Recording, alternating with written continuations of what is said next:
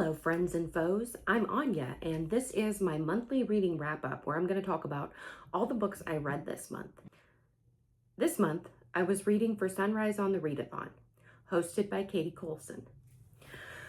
This is a readathon based off the Hunger Games that focuses on books by BIPOC authors, banned books, translated books, and library books. It was a great time. I think it's what pulled me out of my 2-year-long reading slump, and I'm going to talk about some of the books I read for it today. First, I'm going to talk about books I read digitally from Libby, and the first of those books is You Did Nothing Wrong by C.G. Drews. This book was phenomenal. I have a complicated relationship with C.G. Drews in that I actually DNF'd their first book, Don't Let the Forest In, because I thought that it was a little slow. I thought it was a little purple, and I don't like school stories, like boarding schools, colleges, whatever it is. I tend to not like those stories, and the book was also using a couple of tropes that I also find they're not for me. So I DNF'd it / skim read to the end, but I didn't write off the author because I was like, this is very promising though. And I'm so glad I didn't, because You Did Nothing Wrong was phenomenal. This is a domestic thriller meets a haunted house. The main character, Elodie, has the perfect boyfriend. I mean, perfect in every way. He's beautiful, he's kind, he's rich, and he's brought her to his big old house that he's renovating. He's brought her and her son, who is neurodivergent and is struggling in his new environment. And if you are sensitive to child abuse, I do not recommend this book, because that child is in peril pretty much the entire book. This book is one of the creepier haunted house stories I've read. There's a couple of lines in there that will stick with me forever. Next, I read I Can Fix Her by Ray Wild. This is billed as a queer horror version of This Is How We Lose the Time War, or This Is How You Lose the Time War. I have never read that book, but I know enough about it to say that that comp is pretty accurate. This is weird, it's gory, it's short, it's gay. I was really impressed, and I don't like time travel, like at all, ever. Unless we're talking about 90s X-Men comics, in which case I can tell you all about the Summers children and the various timelines they've come from. But other than that, yeah, I used to be big into comics, but I don't follow them anymore. Anyway, it's short, it's weird, it's gory, it's queer toxic relationships, and I highly recommend picking it up if you can. This is actually the first book that I read for this readathon, Tender is the Flesh by Agustina Bazterrica.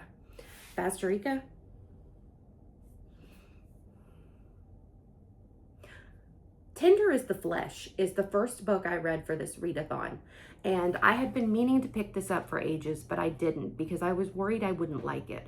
I tend not to like the sort of books that are allegorical, dystopian fables. I read 1984 way too young. Animal Farm way too young, and it was not a good experience for me, and it permanently soured me on a genre. But yeah, I've meant to pick this up for years and worried I wouldn't like it, but I read The Unworthy by this author last year, and I really loved it. That is a weird gay cult story. This is about a world where animal meat has become toxic to humans, and human beings are being bred like animals for food.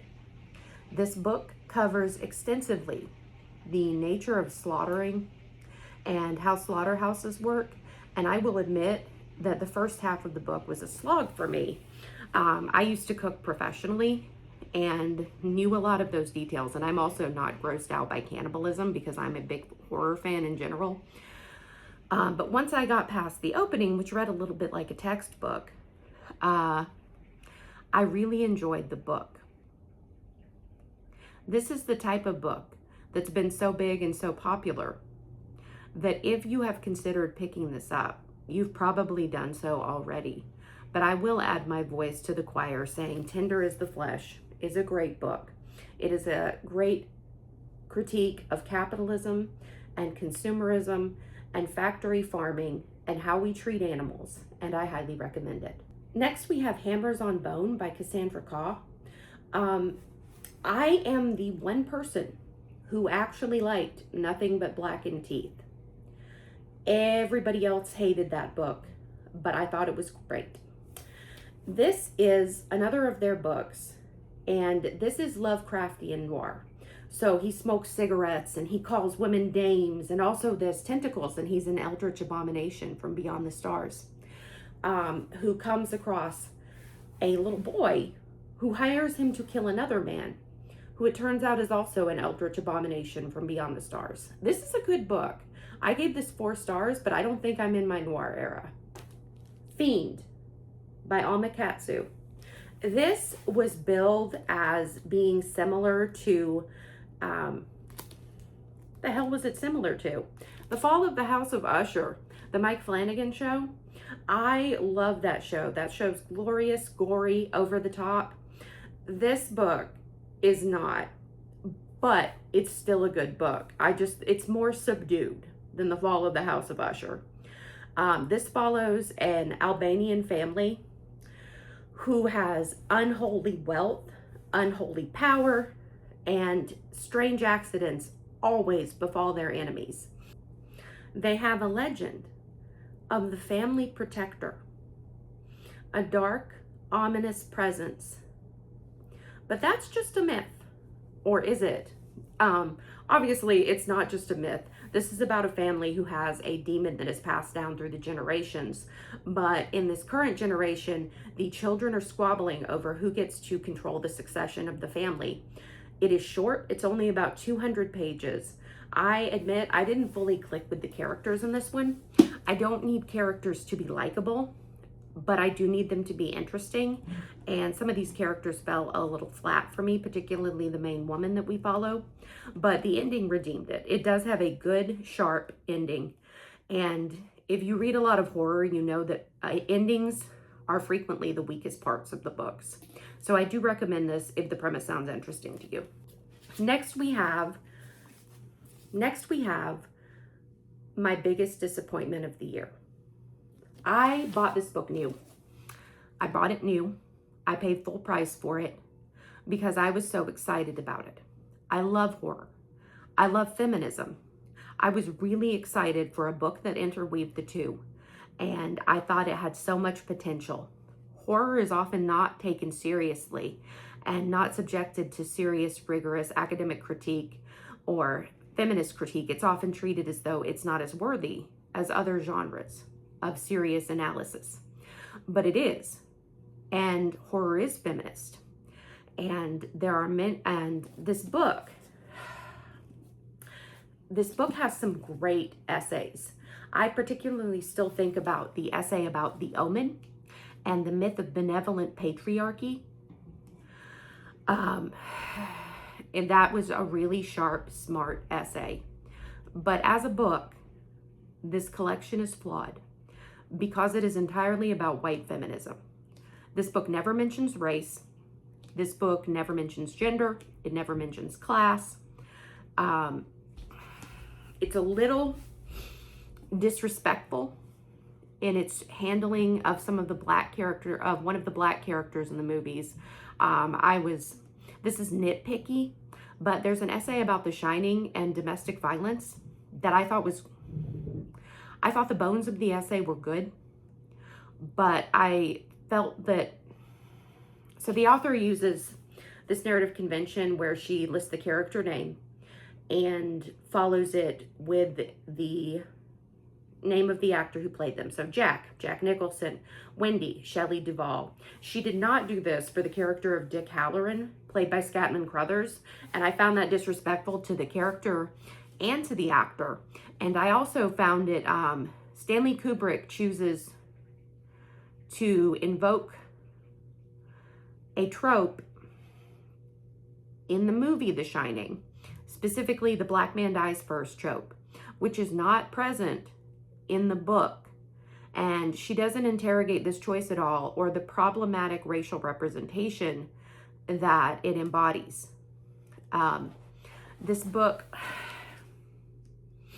when you talk about the feminist movement in America, which is what this book is about, it is important to bring up the work of Black women.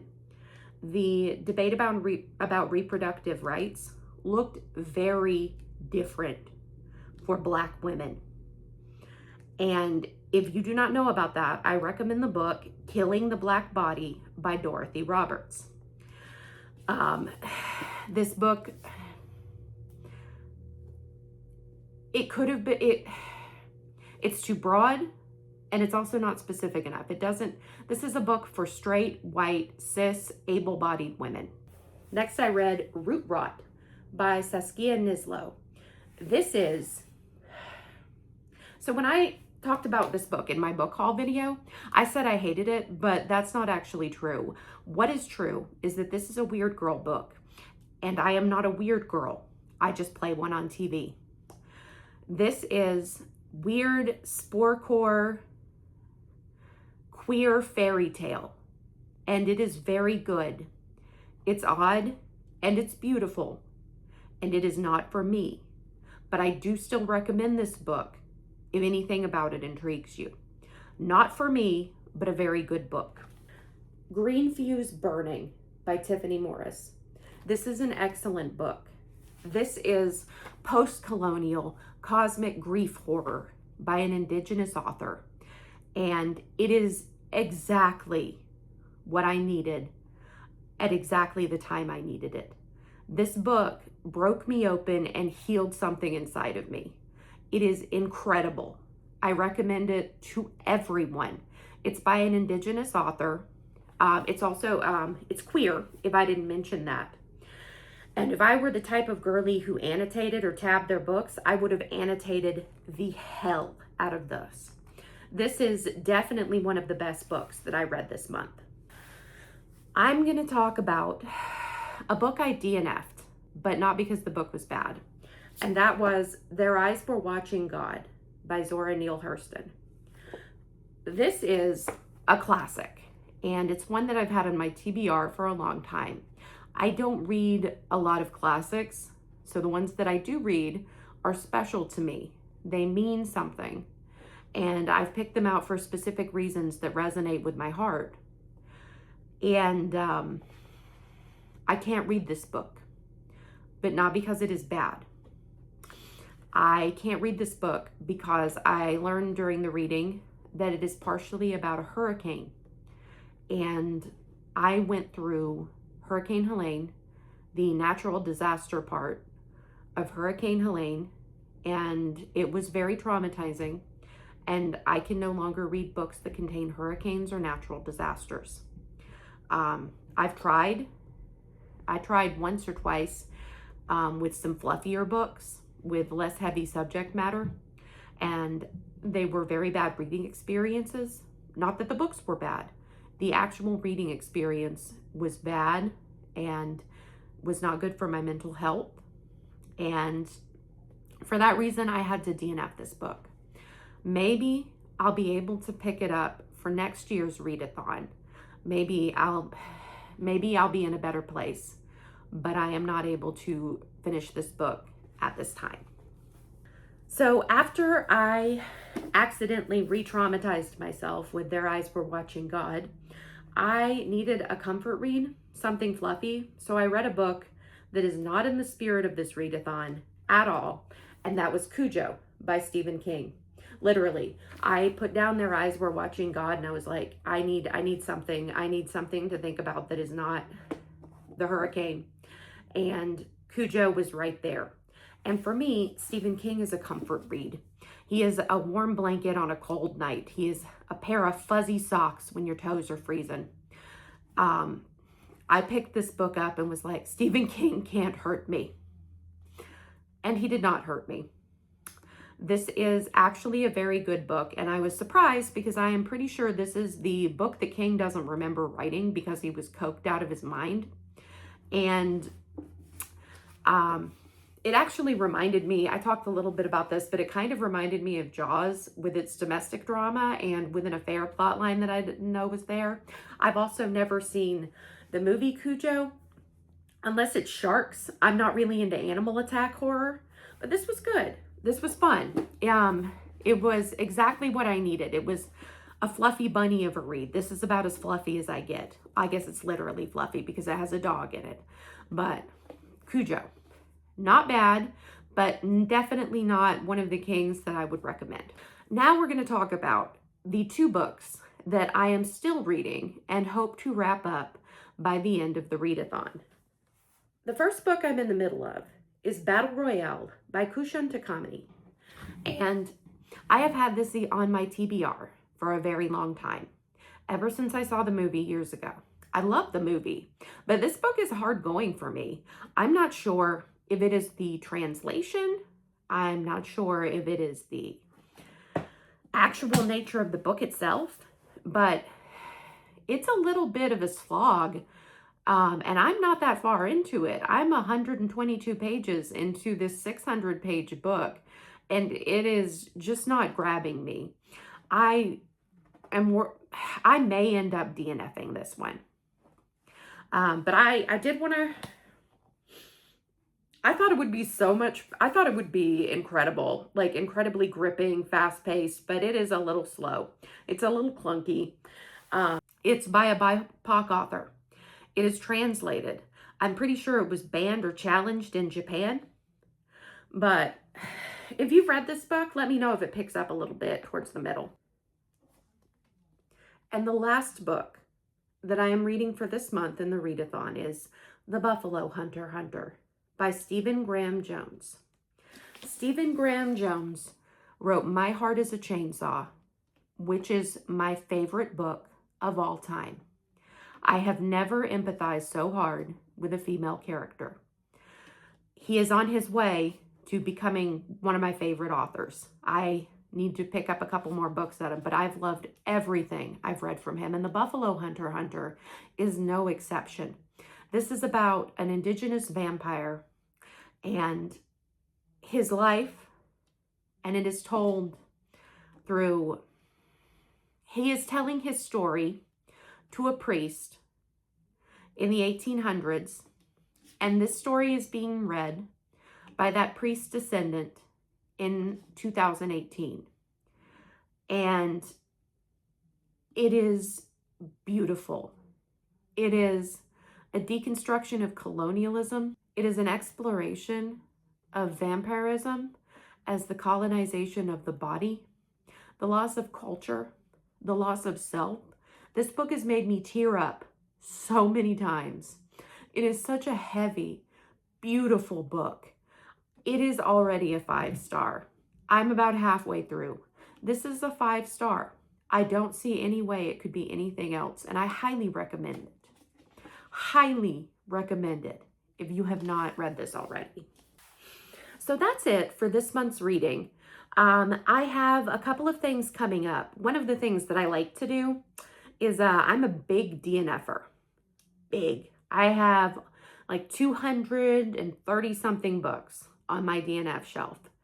And one of the things that I like to do is occasionally look at that shelf and revisit things on it, because I'm a mood reader. I'll DNF for any reason. Too sad. Cannot do this right now. Not funny right now. Bored right now. And every once in a while, I like to go through that shelf and pick up books I've DNF'd and give them a second shot. This month, I'm going to be picking up Malibu Rising by Taylor Jenkins Reid.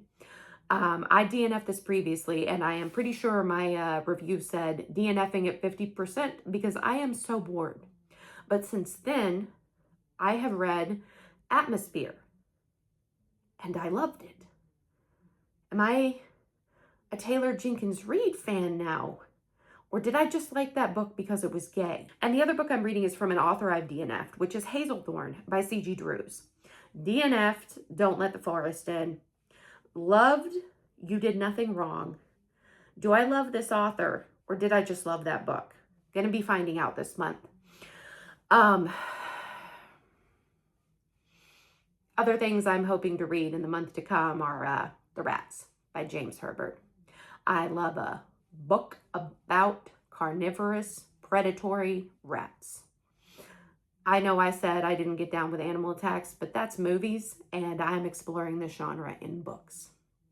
That's all I've got for right now. If you are interested in Sunrise on the Readathon, you can find out more about it on Katie Colson's YouTube page, which I'll link below, and on the Sunrise on the Readathon Instagram. This is an annual event that takes place throughout the month of July, and I had a great experience. It's friendly, it's communal, it's motivating, it's inspiring, and it's just really fun. Highly recommend checking that out. All right, that's all I got for today. I'll see you later.